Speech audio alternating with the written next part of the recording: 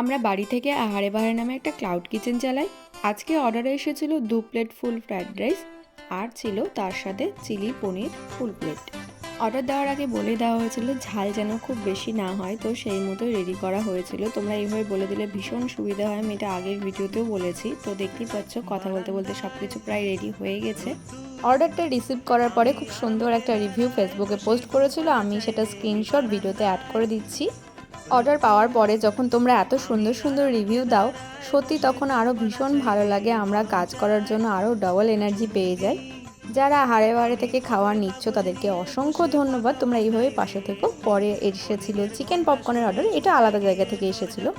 সবগুলো প্রায় বেরিয়ে গেছিলো সেদিন চিকেন পপকর্ন, 3 প্লেটের জায়গায় মাত্র 2 প্লেট দিতে পেরেছিলাম।